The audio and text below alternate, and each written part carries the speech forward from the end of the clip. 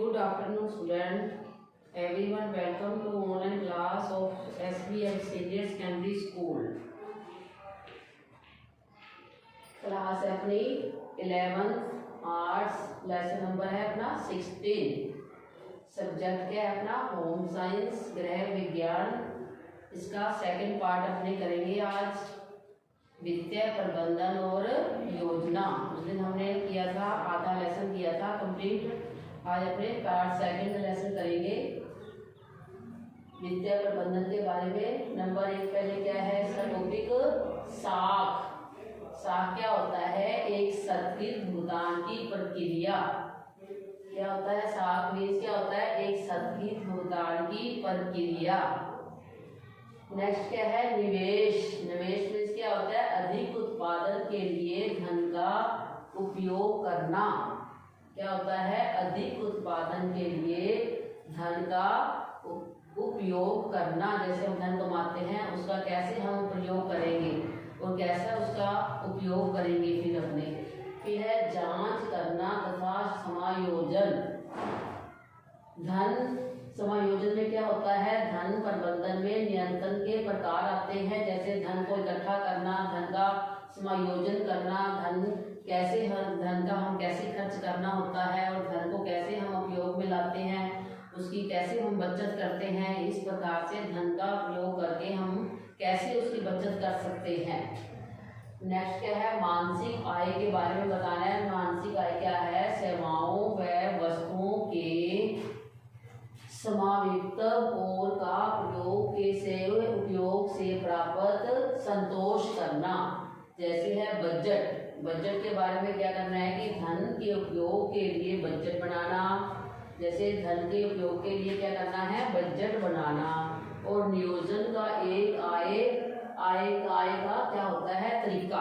अच्छा तरीका कौन सा होता है? भी नियोजन करने का एक अच्छा तरीका भी हम बताते हैं। फिर है बजट की सफलता की शर्तों के बारे में बताना है कि बजट कैसे तैयार किया जाता है, उसका उपयोग कैसे होता है और उसका उत्पादन के बारे में कैसा होता है। तो नंबर 1 इसमें क्या है? बजट की सफलता की शर्तों के बारे में हम कैसे चर्चा करेंगे। नंबर 1 है इसके यथार्थवादी व लचीले होने पर। जो बजट है वो हम क्या करेंगे? उसका यथार्थवादी व लचीले होने पर। सेकंड पॉइंट इसका क्या रहेगा? जिस समूह के लिए यह तैयार किया जाता है उसके लिए क्या करना है? उपयुक्त होने पर। जो आय हमारी आती है तो उसका हम कैसे किस प्रकार से उसको तैयार करते हैं और किस प्रकार से उसका उपयोग अपने जीवन में लाते हैं। फिर है थर्ड पॉइंट क्या रहेगा? नियंत्रण व मूल्यांकन के चरण की गुणवत्ता पर। जैसे धन का मूल्यांकन करना और उसको कंट्रोल पे करना और उसकी चरण की क्या होगी, उसकी गुणवत्ता में क्या क्या शर्तें स्थापित होती है। तो इसमें प्रश्न नंबर फिर है अगला है, नेक्स्ट आएगा पारिवारिक बजट की योजना बनाने के हमको क्या लाभ होते हैं। जो हम बजट बनाते हैं अपने मासिक का या कोई वर्ष के बाद बनाते हैं, तो इसका क्या है? पारिवारिक बजट की योजना बनाने से हमको क्या लाभ होता है। तो इसमें नंबर 1 आएगा, बजट से परिवार अपनी आय के इस्तेमाल की समीक्षा कर सकता है। क्या कर सकता है? बजट से परिवार अपनी आय के इस्तेमाल की समीक्षा कर सकता है। सेकंड इसका रहेगा, राशि का कुल आय का अध्यापन करना और किया जाता है। राशि का कुल आय का क्या करना है? अध्ययन किया जाता है। थर्ड पॉइंट इसका क्या रहेगा? इससे परिवार के सदस्यों के विचलित होने की संभावना क्या होती है? कम होती है। यदि हम इसका बजट बना के रखेंगे पहले से, तो इसमें क्या है? परिवार के जो सदस्य है, जो ऑल मेंबर है सभी, तो उसमें क्या होगी? विचलित होने की संभावना जो है वो बहुत कम देखने को आएगी। नेक्स्ट क्वेश्चन है, परिवार के लिए अभिलेख रखने के उद्देश्य क्या होते हैं। तो नंबर 1 आएगा, धन के वितरण को दर्शाना है कि धन की जिसे व्यय किया जाता है, जैसे कि धन जो है हमने खर्च करना है वो किस किस पर करना है खर्च।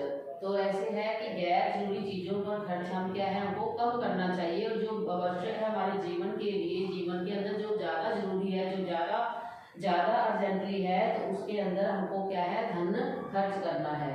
और गैर जरूरी चीजों पर हमको खर्च नहीं करना चाहिए, जिससे हमको सड़ जाता है। तो आय की तुलना खर्च की योजना से ही की जा सकती है। जो मासिक आय है, महीने की जो जैसे पेंशन आती है या कोई महीने का जब अपना बजट बनता है उसकी तुलना का खर्च करना क्या है, ये कि क्या है, एक योजना बनती है। अब नेक्स्ट क्वेश्चन हमारा ये रहेगा कि परिवार के लिए अभिलेख रखने के उद्देश्य जो हमको बताए हैं वो है, अभिलेख रखने में भुगतान के प्रमाण हमारे पास होते हैं और उत्पाद या सेवा खराब होने पर उसके विषय में शिकायत दर्ज कराई जा सकती है।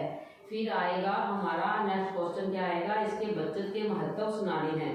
बचत से क्या तात्पर्य होता है, बचत करना क्यों महत्वपूर्ण है। बचत का तात्पर्य है भविष्य में इस्तेमाल अथवा अधिक उत्पादन के लिए अपने धन अथवा अन्य संसाधनों के एक भाग को क्या रहता है, उन भाग को क्या करना है, अलग रखना है। फिर आएगा बचत का महत्व क्या आएगा, परिवार के भावी आवश्यकताओं की पूर्ति के लिए जो बचत होती है वो बहुत महत्वपूर्ण होती है। फिर है किसी अर्थव्यवस्था के अस्तित्व और विकास के लिए भी बचत जो है वो क्या होती है, महत्वपूर्ण है, क्योंकि बचत में पूंजी निर्माण और संचयन रहता है। फिर है ऐसा तब होता है जब कारोबार शुरू करके अथवा बैंकों और वित्तीय संस्थानों में धन जमा करके बचत का उपयोग उत्पादक रूप में किया जाता है, जिसे कि सार्वजनिक बचत के लिए एकत्रित किया जाता है और इस प्रकार से इस बचत का हमको इस्तेमाल किया जाता है। नेक्स्ट क्वेश्चन हमारा रहेगा, पारिवारिक बचत किस बात पर निर्भर करती है। जो परिवार के अंदर जो बचत हम बचाते हैं, पैसे को बचाते हैं, वो किस किस पर निर्भर करती है। तो पारिवारिक बचत परिवार की बचत करने की क्षमता और बचत करने की इच्छा पर ही निर्भर होती है। नंबर 1 है बचत करने की क्षमता। बचत करने की क्षमता प्रति व्यक्ति आय पर निर्भर करती है। उच्च आय वाले परिवारों में अपनी मूलभूत आवश्यकताओं की पूर्ति के बाद बचत की ज्यादा संभावना होती है। जैसे बहुत साहूकार लोग होते हैं, जैसे घरों के अंदर जैसे ज्यादा रिच होते हैं तो उसके अंदर क्या है, उनकी आवश्यकता जो होती है वो क्या हो जाती है, वो बढ़ जाती है। इस प्रकार से उनकी पूर्ति वो नहीं होती। तो इस प्रकार से जबकि हम कम आय वाले परिवार अपनी मूलभूत आवश्यकताओं की पूर्ति के लिए उपरांत क्या है, कम बचत कर पाते हैं। नेक्स्ट क्या रहेगा, बचत करने की इच्छा। कम आय वाले परिवार की बचत जो है वो करने की इच्छा परिवार के दीर्घकालीन लक्ष्यों पर तथा भविष्य का ध्यान रखते हुए वर्तमान में हम कुछ विलासिताओं का त्याग कैसे कर सकते हैं, इस बात पर हम निर्भर करते हैं। ये हो गया हमारा बचत करने की इच्छा। फिर नेक्स्ट क्वेश्चन क्या रहेगा कि भारतीय ग्राहकों को उपलब्ध बचत और निवेश विकल्पों की सूची बतानी है। तो इसके अंदर क्या क्या सूची आएंगी। नंबर 1 आएगा डाकघर, इसके अंदर पैसे जमा करवाते हैं। डाकघर में स्टैम्प्स वगैरह पर ये इस पर खर्च होता है, जो पत्रों पर या कोई इनवैल्यू लिफाफों पर जो डाल के ऐसे जाता है वो होता है पोस्ट ऑफिस, डाकघर। फिर है बैंक में जैसे पैसे जमा करवाते हैं, निकलवाते हैं, तो उस पर भी ये क्या होता है, भारतीय ग्राहकों को उपलब्ध बचत मिलती है। फिर है unit trust of India. Third point रहेगा यूनिट ट्रस्ट ऑफ इंडिया। जैसे यूनिट ट्रस्ट 10 पैसे के 10 रुपए के हर महीने के 10 रुपए के ग्राहक के साथ वो अनुमति मिलती है उसको। फिर है राष्ट्रीय बचत योजना। 5th पॉइंट रहेगा राष्ट्रीय बचत पत्र और 6वां पॉइंट रहेगा हमारा शेयर और ऋण पत्र। 7वां पॉइंट रहेगा बंद पत्र और 5वां पॉइंट रहेगा म्यूचुअल निधि और 9वां पॉइंट रहेगा हमारा भविष्य निधि, लोक भविष्य निधि। फिर आएगा चिट फंड और फिर आएगा जीवन बीमा और चिकित्सा बीमा। और 30 नंबर पर रहेगा हमारा पेंशन योजना। जो पेंशन आती है रिटायर होने के बाद, सेवानिवृत्ति के बाद जो पेंशन लगती है उसको बोलते हैं पेंशन योजना।